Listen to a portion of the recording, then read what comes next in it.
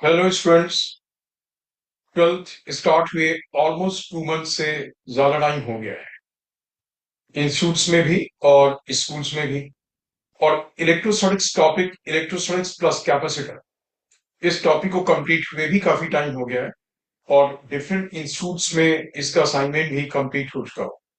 But मैंने फिर भी ऑब्जर्व किया बहुत से स्टूडेंट्स में कि सब्जेक्ट मैटर का पूरा एक थीम डेवलप नहीं हुआ। मतलब जैसे कहना चाहिए सब्जेक्ट मैटर पे कंट्रोल। जब भी उनसे कुछ पूछ दिया जाएगा, वो लोग आर्बिटरी कुछ ये सोचेंगे वो सोचेंगे। उन्हें लगता है कि टॉपिक में बहुत सारी चीजें हैं। मीन्स की एनसीईआरटी में तो ठीक है कि वो दो टॉपिक्स में है, एक इलेक्ट्रिक फील्ड है और एक इलेक्ट्रोस्टैटिक पोटेंशियल है। बट अल्टीमेटली पॉइंट क्या है कि पूरा इलेक्ट्रोस्टैटिक्स एक साथ है। Coulomb's law, electric field, electric potential, सब कुछ एक साथ, इवन डाइपोलर्स।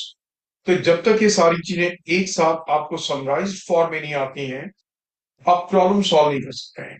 देन इसके लिए आप देखें यहाँ पे एक समरी फॉर्म में कि आपको क्या करना है, उसके लिए बहुत अच्छी गाइडलाइंस रेडी की हैं। और आप इन गाइडलाइंस पे जाएंगे और देखते जाएंगे कि क्या मुझे एक एक चीज आती है, ठीक है ना। और फिर आप ओवरऑल अपने आप से भी ये चार्ट बनाएंगे, क्योंकि these are the things which I should know. और अगर आपको ये चीजें आती होंगी, फिर आप जब क्वेश्चन में जाओगे, इमीडिएटली आप पहुंच जाओगे कि ओके, मुझे इस पॉइंट से पहुंच के इस पॉइंट पे आकर के फिर मुझे इस पॉइंट तक पहुंचना है। सो यू सी, सबसे पहले आपने किया कूलम्ब्स लॉ, तो आपको चेक क्या करना है कि क्या कूलम्ब्स लॉ आप स्केलर फॉर्म में ठीक से लिख सकते हैं, मीडियम में या फिर वैक्यूम में। जब डायरेक्टली कांस्टेंट है या डायरेक्टली कांस्टेंट नहीं है, तब क्या आप ठीक से लिख सकते हैं। और साथ में कि इन वेक्टर फॉर्म ऑल्सो। और फिर जब यही चीज आपको सुपरपोजिशन में अप्लाई करनी पड़ती है, सुपरपोजिशन में यहाँ पे एक चार्ज के ऊपर मल्टीपल चार्जेस के फोर्सेस लगते हैं, तो फिर आपको ये स्केलर फॉर्म में कैसे अप्लाई करोगे सुपरपोजिशन, और वेक्टर फॉर्म में कैसे अप्लाई करोगे। जनरली देखो, सुपरपोजिशन जब आप स्केलर फॉर्म में अप्लाई करते हो तो होता क्या है, it is nothing else than कि आपको दो से ज्यादा वेक्टर्स का कैसे रिजल्टेंट निकालना है, बस वो आना चाहिए, ठीक है ना। तो फोर्स का लिखना डायरेक्शन के साथ, ये कूलम्ब्स लॉ है। लेकिन उन सारे फोर्सेस का वेक्टर सब निकालना, जबकि आप स्केलर फॉर्म में निकाल रहे हैं वही कंपोनेंट्स करके, और फिर उसका रिजल्टेंट निकाल करके, वो आपका केवल दो से ज्यादा वेक्टर्स का रिजल्टेंट निकालने का तरीका आपने 11th में ही सीखा हुआ है, राइट। उसके बाद स्टूडेंट्स, फिर वेक्टर फॉर्म में, जनरली ये वेक्टर फॉर्म में कब यूज करना पड़ेगा आपको, जब 3D में होगा। जब चार्जेस का डिस्ट्रीब्यूशन 3D में है, तो उस केस में आपका जो 2D वाला तरीका है वो वर्क नहीं करेगा, स्केलर फॉर्म वाला। फिर आपको किसी एक स्पेसिफिक पॉइंट को ओरिजिन मानना, उसके रिस्पेक्ट में उस चार्ज का पोजीशन वेक्टर लिखना जिस चार्ज के ऊपर आपको फोर्स निकालना है, और जिन चार्जेस के ड्यू टू निकालना उनका भी पोजीशन वेक्टर लिखना। फिर आप एक एक चार्ज के ड्यू टू, जैसे आप वेक्टर फॉर्म निकालते हो फोर्स कूलम्ब्स लॉ, बिल्कुल उस तरीके से लिखना, और सबका सब वेक्टर सम करते हैं। फिर कूलम्ब्स लॉ में यही एक मेन चीज है कि अगर आपको आती है तो फिर आप देखें, चाहे जैसा भी हो, वो दो थ्रेड से दो बॉब सस्पेंडेड है। अब उनके इक्विलिब्रियम में कोई अननोन पैरामीटर आपको निकालना है, उसी सिस्टम को लिक्विड के अंदर डिप कर दिया, वो निकालना है। तो ये सारी चीजें केवल फोर्सेस का ठीक से मार्क करना, उनका रिजल्टेंट निकालना। और इक्विलिब्रियम का मतलब हुआ कि जिस पर्टिकुलर डायरेक्शन में, एक्स में, वाई में, जहां पे भी इक्विलिब्रियम है, उस डायरेक्शन नेट फोर्स को जीरो करना। देन सी स्टूडेंट्स, नेक्स्ट आपका आता इलेक्ट्रिक फील्ड इंटेंसिटी। तो इलेक्ट्रिक फील्ड इंटेंसिटी को बिल्कुल ठीक से समझना, डेफिनेशन समझना, डायरेक्शन समझना, कि पॉजिटिव चार्ज के ड्यू टू की शोर होगी, नेगेटिव चार्ज के ड्यू टू की शोर होगी। और उसके बाद इसे इस तरीके से समराइज करना कि सबसे पहली चीज कि आपको एक पॉइंट चार्ज के ड्यू टू कहीं पे इलेक्ट्रिक फील्ड इंटेंसिटी निकालना। सब कुछ स्केलर फॉर्म में भी, वेक्टर फॉर्म में भी। जब आप स्केलर फॉर्म में निकालते हो, तो फिर आप उसकी डायरेक्शन बता देते हो कि इस ओर होगा। और जब आप वेक्टर फॉर्म में निकालते हो, चार्ज को जिस चार्ज के ड्यू टू निकालते हो उसे साइन के साथ डालते हो, और वेक्टर फॉर्म में अपने आप से आ जाता है उसका डायरेक्शन। साथ में डिस्ट्रीब्यूशन ऑफ चार्ज के due to, distribution of charge जब मैं बोलता हूं तो मेरा मतलब है कि चार्ज किसी बॉडी के ऊपर होगा, जैसे वही स्फीयर हो गया, थिन शीट हो गई, थिक शीट हो गई, लॉन्ग वायर हो गया, सिलेंडर हो गया, एक्सेट्रा, उनके ड्यू टू। तो ये जो आपको डिस्ट्रीब्यूशन मिलेंगे, दो टाइप के मिलेंगे। एक वो भी जिसमें कि आप इलेक्ट्रिक फील्ड गॉसेस लॉ से निकाल सकते हैं।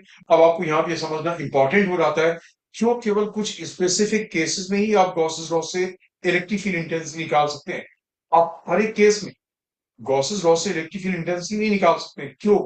मतलब क्या, what should be the nature of the Gaussian surface, ठीक है ना। तो उसके लिए गॉसेस लॉ की ठीक से अंडरस्टैंडिंग होनी चाहिए। तो आप जिन केसेस में गॉसेस लॉ से इलेक्ट्रिक फील्ड इंटेंसिटी निकाल सकते हैं, और ये सारे वही केसेस हैं जो आपके 12th बोर्ड के सिलेबस में। फिर जिन केसेस में आप गॉस लॉ से नहीं निकाल सकते लेकिन है वो charge distribution, it's not a point charge, तो फिर आप इंटीग्रेशन से निकालते हो। और इंटीग्रेशन में भी ऐसा नहीं कि कोई बहुत बड़ी चीज है, जैसे मतलब आप सोचोगे इंटीग्रेशन बड़ा टफ है कुछ है, दैट सिंपल थिंग। आपको इंटीग्रेशन से जब आप कैलकुलेट करते हो तो करते क्या हो, इवेंचुअली आप पॉइंट चार्ज के ड्यू टू ही निकालते हो एक तरीके से। उस डिस्ट्रीब्यूशन में आप एक छोटा सा एलिमेंट लेते हो और उस एलिमेंट का चार्ज निकालते हो, और उस एलिमेंट के ड्यू टू जिस पॉइंट पे आपको इलेक्ट्रिक फील्ड इंटेंसिटी निकालनी है, आप उस एलिमेंट के ड्यू टू उस पॉइंट पे इलेक्ट्रिक फील्ड इंटेंसिटी निकालते हैं, राइट। फिर आप ये देखते हो कि क्या सारे एलिमेंट्स के due to electric field intensity at that point is in the same direction. अगर सेम डायरेक्शन में है तो बस आप इंटीग्रेशन जो वेरिएबल होता है जो आपने लिया होगा उसके लिमिट्स आप डालो, इंटीग्रेट करो और आ रहेगा। लेकिन अगर डिफरेंट आपका चार्ज डिस्ट्रीब्यूशन ऐसा है कि डिफरेंट चार्ज डिस्ट्रीब्यूशन ऐसा है, या आपको जिस at the point where you want to find the electric field intensity, point की लोकेशन ऐसी है कि डिफरेंट एलिमेंट्स के due to electric field intensity different direction में आ रही है, तो फिर आपको उसके कंपोनेंट्स करने पड़ते हैं। वही एक्स कंपोनेंट, वाई कंपोनेंट, फिर आप एक्स कंपोनेंट का अलग से इंटीग्रेशन करते हो, वाई कंपोनेंट का अलग से इंटीग्रेशन करते हो, और फिर उनका रिजल्टेंट निकाल देते हो, that is the electric field intensity, और उसकी डायरेक्शन भी आ जाती है।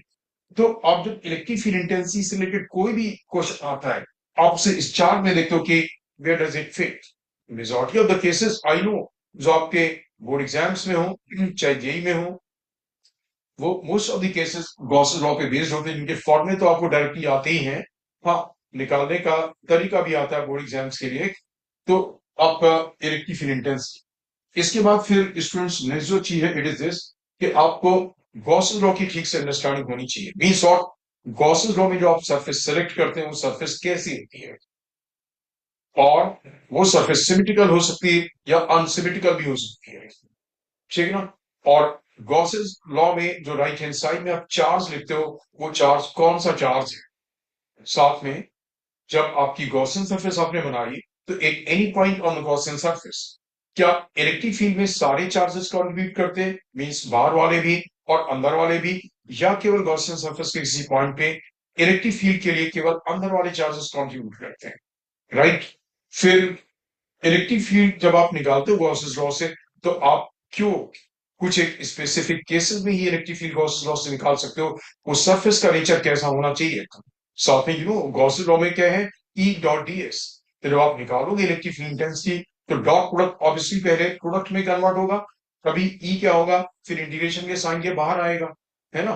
तो इंटीग्रेशन के साइन के बाहर ई आएगा, जबकि वो ई डॉट डी एस को आपने प्रोडक्ट में कन्वर्ट किया, और साथ में उस सरफेस के जिस सरफेस के लिए आप इंटीग्रेशन करने जा रहे हो, उस सरफेस के सारे points at the all the points on that surface, electric field intensity is what same, तभी तो आएगी, तभी वो कांस्टेंट और बाहर आया इंटीग्रेशन के। इसके बाद एक बड़ा इंपॉर्टेंट पार्ट बनता है कि आप गॉसेस लॉ के थ्रू, जो गॉसेस लॉ का मेन ऑब्जेक्टिव था, इलेक्ट्रिक पोटेंशियल निकाल, गॉसेस लॉ के थ्रू, सॉरी गॉसेस लॉ के थ्रू इलेक्ट्रिक फ्लक्स निकाल। तो देखो, जो नॉर्मल से केसेस हैं, जैसे पूरी की पूरी सरफेस क्लोज्ड है, आपको पूरी सरफेस का फ्लक्स पूछा गया, तो आपको देखना ही क्या होता है, what are the total charges, net charges inside that surface और on the surface, so that charge upon its और नॉट। लेकिन वो लोग जनरली क्या करते हैं आपसे, कि वो पूछेंगे कैसे, कि पूरी क्लोज सरफेस का नहीं, पूरी क्लोज सरफेस के एक सर्टेन पार्ट का पूछेंगे, या फिर क्या होगा कि आपको एक ओपन सरफेस ही होगी उसका फ्लक्स पूछा जाएगा, और जब गॉसेस लॉ से आपको फ्लक्स कैलकुलेट करना, तो व्हाट विल यू डू, वो क्लोज सरफेस आप अपनी ओर से क्रिएट करो। अब जब आप गॉसेस लॉ से इलेक्ट्रिक फ्लक्स निकालने के लिए वो क्लोज सरफेस क्रिएट करते हो, तो ध्यान क्या रखना पड़ता है आपको, कि जो क्लोज सरफेस आपने क्रिएट की, उस पूरे क्लोज सरफेस का फ्लक्स तो आप निकाल लोगे कि उसके अंदर का टोटल चार्ज देखा, या ऑन द सरफेस चार्ज देखा, and that Q upon epsilon not, net charge upon epsilon not.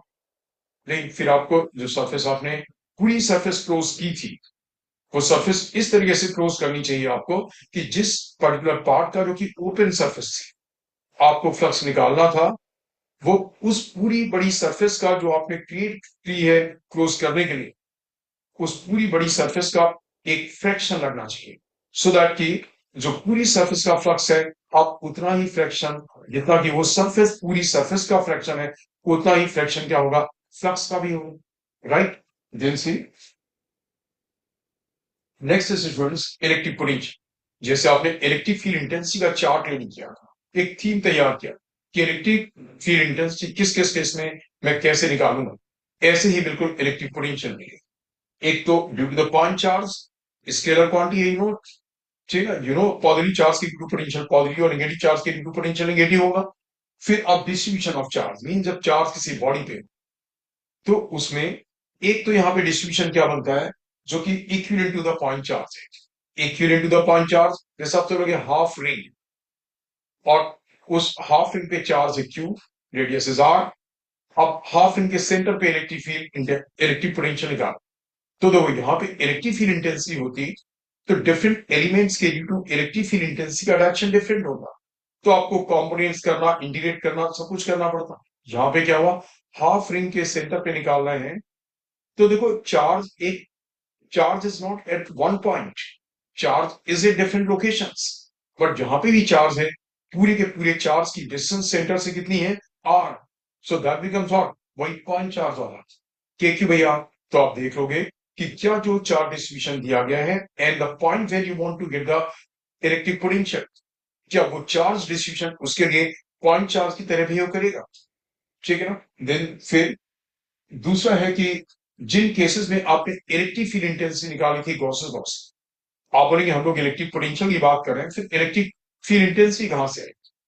आपको इलेक्ट्रिक फील्ड इंटेंसिटी और इलेक्ट्रिक पोटेंशियल के रिलेशन को ठीक से समझना होगा कि जब इलेक्ट्रिक फील्ड इंटेंसिटी यूनिफॉर्म है, तो आप दो पॉइंट्स के बीच का पोटेंशियल डिफरेंस कैसे निकालते हो, और जब इलेक्ट्रिक फील्ड इंटेंसिटी यूनिफॉर्म नहीं है, नॉन यूनिफॉर्म है, तो कैसे निकालते हो। तो अगर आप पोटेंशियल डिफरेंस निकाल सकते हो दो पॉइंट्स के बीच का, तो और अगर एक पॉइंट का पोटेंशियल आपको पता है, तो दूसरे पॉइंट का क्या होगा, पोटेंशियल आ जाएगा। तो मैंने बोला कि जिन केसेस में आप गॉसेस लॉ से इलेक्ट्रिक फील्ड इंटेंसिटी निकाल सकते हो, क्योंकि आपको डिराइव नहीं करना, गॉसेस लॉ के रिजल्ट्स तो आपको याद ही होते हैं, तो बस आपने देखा ओके ये तो वही वाला केस है, अब आपको पोटेंशियल डिफरेंस निकालना, तो आप निकाल लो। और अगर मान लीजिए वो equivalent to the point charge भी नहीं है, पॉइंट चार्ज भी नहीं है, गॉसेस लॉ से इलेक्ट्रिक फील्ड इंटेंसिटी भी नहीं निकाल सकते हो, दैट मींस कौन सा केस, जिन केसेस में आप इलेक्ट्रिक फील्ड इंटेंसिटी निकालते थे इंटीग्रेशन से, वो वाले केसेस, ठीक है ना। लेकिन वो पॉइंट चार्ज के इक्विवेलेंट नहीं है, उन केस में आप इंटीग्रेशन से निकालोगे, वही एक एलिमेंट लिया, उस एलिमेंट के ड्यू टू इलेक्ट्रिक पोटेंशियल निकाला और उसे इंटीग्रेट कर दिया, यहाँ पे कंपोनेंट की भी जरूरत नहीं, that is mean electric potential is what, it's a scalar. तो उससे आ रहे हैं। अब एक बड़ा इंपॉर्टेंट पार्ट है, वर्क डन के क्वेश्चन होते हैं, आपको एक पॉइंट चार्ज को एक पॉइंट से दूसरे पॉइंट तक ले जाना, कितना वर्क करना पड़ेगा। आपने एक पॉइंट चार्ज को इलेक्ट्रिक फील्ड के अंदर कहीं पे थ्रो कर दिया, पहले काइनेटिक एनर्जी क्या थी, बाद में काइनेटिक एनर्जी क्या होगी, कब काइनेटिक एनर्जी का गेन होगा, कब काइनेटिक एनर्जी का लॉस होगा, जो काइनेटिक एनर्जी का लॉस होगा वो पोटेंशियल के फॉर्म में कन्वर्ट होगा। तो ये जो वर्क डन और काइनेटिक एनर्जी पोटेंशियल से रिलेटेड केसेस हैं, क्योंकि इसमें आपका इलेक्ट्रोस्टैटिक पोटेंशियल एनर्जी होती है एक चार्ज सिस्टम के बीच में, तो इलेक्ट्रोस्टैटिक पोटेंशियल एनर्जी, और फिर उसमें सिर्फ उससे रिलेटेड वर्क डन के केसेस, बहुत ही इंपॉर्टेंट केसेस आपको एक वो समझने होंगे। Then see next is dipole. तो डाइपोल में आपको जो आइडियल डाइपोल है उसका डाइपोल मोमेंट निकालना, नॉन आइडियल डाइपोल का डाइपोल मोमेंट निकालना, और साथ में अगर सिस्टम ऑफ मेनी डाइपोल्स, अगर वो सिस्टम ऑफ मेनी डाइपोल्स मतलब उस सिस्टम में कई सारे डाइपोल्स बन जाते हैं, तो आपको उन सबका डाइपोल में निकाल करके फिर उनका वेक्टर सम निकालना। और यहाँ पे एक बड़ी इंपॉर्टेंट चीज क्या आ जाती है कि जो है आप देखेंगे, हाँ इसमें वो है नहीं, मैं आपको बताता हूँ, लास्ट ईयर जी में आया भी था। अगर आपको एक चार्ज का, केवल एक सिंगल चार्ज का, एक सिंगल चार्ज का dipole moment, electric dipole moment किसी पॉइंट के अबाउट कैलकुलेट कर, एक सिंगल चार्ज का मतलब दो चार्जेस भी नहीं है, तो इस तरीके से क्या होगा, दो तीन चार कितने भी चार्जेस हो सकते हैं इन यू कि इनका इलेक्ट्रिक डाइपोल मोमेंट इस पॉइंट के अबाउट निकाल, नॉट कि सिस्टम का डाइपोल मोमेंट, इस पॉइंट के about, they'll give you some point की origin के about or about some other point, dipole moment of a single charge or multiple charges. तो that is, this is a very important question. अभी मैंने बोला JEE main के जनवरी attempt में था 26 में, 9 से, या हाँ, ये था due to dipole electric field intensity at every place on the axis on the perpendicular bisector at any arbitrary point, या फिर आपको दो डाइपोल्स का कॉम्बिनेशन दे दिया और उन दोनों डाइपोल्स के ड्यू टू किसी पॉइंट पे इलेक्ट्रिक फील्ड इंटेंसिटी निकालनी, तो आपको देखना पड़ेगा ये पॉइंट इस वाले डाइपोल के एक्सिस पे आ रहा है, इस वाले डाइपोल के परपेंडिकुलर बाइसेक्टर पे आ रहा है, तो कितनी इलेक्ट्रिक फील्ड इंटेंसिटी होगी, फिर उनका वेक्टर सम क्या होगा, अच्छा, राइट। देन सी इलेक्ट्रिक पोटेंशियल सिमिलरली किसी एक्सिस वाले पॉइंट पे, परपेंडिकुलर बाइसेक्टर वाले पॉइंट पे, किसी आर्बिटरी पॉइंट पे कई सारे डाइपोल्स के कॉम्बिनेशन के ड्यू टू किसी पॉइंट पे इलेक्ट्रिक पोटेंशियल निकालना। देन नेक्स्ट इज कि एक जब डाइपोल यूनिफॉर्म इलेक्ट्रिक फील्ड के अंदर है तो उसके ऊपर फोर्स निकालना, नॉन यूनिफॉर्म इलेक्ट्रिक फील्ड के अंदर उसके ऊपर फोर्स निकालना और टॉर्क निकालना। और जब आप ये चीज सीख जाते हैं तो फिर आपको देखना कि डाइपोल कब इक्विलिब्रियम में है और कब इक्विलिब्रियम में नहीं है, कब स्टेबल इक्विलिब्रियम में, कब अनस्टेबल इक्विलिब्रियम में। यहाँ पे एक चीज मैं और बता दूं आपको, ऐसे ही जैसे कि डाइपोल स्टेबल या अनस्टेबल इक्विलिब्रियम में होगा, ऐसे ही चार्जेस का एक सिस्टम, चार्जेस का एक सिस्टम भी जो कि कूलम्ब्स लॉ से जनरली आप सॉल्व करते हो, तो आपको लोग बोलेंगे what should be the value of this charge so that the whole system is in equilibrium. तो उस केस में आपको देखना पड़ता है whole system is in equilibrium, that means what, आप उस सिस्टम का कोई भी चार्ज लेंगे उस चार्ज के ऊपर net force should be what, zero. Then इसी तरीके से यूनिफॉर्म और नॉन यूनिफॉर्म इलेक्ट्रिक फील्ड के अंदर एक डाइपोल को रोटेट कराने में वर्क डन, और एंड यू नो जो भी हम वर्क डन करते हैं it is stored in the form of what, electrostatic potential energy in the dipole. तो आपको इलेक्ट्रिक फील्ड के अंदर डाइपोल की पोटेंशियल एनर्जी और डाइपोल को रोटेट कराने का work done, electric field uniform हो या इलेक्ट्रिक फील्ड नॉन यूनिफॉर्म हो, ये आपको आना चाहिए। इन द लास्ट टेस्ट आपको कोई दो डाइपोल्स दे दी, बोले एक डाइपोल से दूसरे डाइपोल के ऊपर फोर्स कितना है, मतलब डाइपोल डाइपोल इंटरेक्शन, और या दूसरा कोई एक इलेक्ट्रिकल सिस्टम इलेक्ट्रोस्टैटिक सिस्टम दे, जैसे बोला गया एक रिंग है and the charge on the ring is naught Q and radius is R. अब आपसे बोला गया कि on the axis of that ring there is a dipole, इतने डिस्टेंस दूर उसका डाइपोल मोमेंट इतना है, what will be the force acting on that dipole. So this is in what way you need to summarise. जब आप topics को अलग अलग कर लोगे, मतलब इंडिविजुअल आर्टिकल्स आपके हो गए, आप इंडिविजुअल आर्टिकल्स के प्रॉब्लम्स भी कैलकुलेट सॉल्व किए, लेकिन जब आपको ये इस तरह के सब्जेक्ट मैटर पूरा एक साथ समराइज करना, पूरे सब्जेक्ट मैटर का एक बार थीम आएगा, तब आप मल्टीपल आर्टिकल्स पे रिलेटेड क्वेश्चन सॉल्व कर पाओगे। So do this not only with this is topic, बल्कि आपको this has to be done in all the topics. Already students, so get ready, do well, do the things methodically and be successful.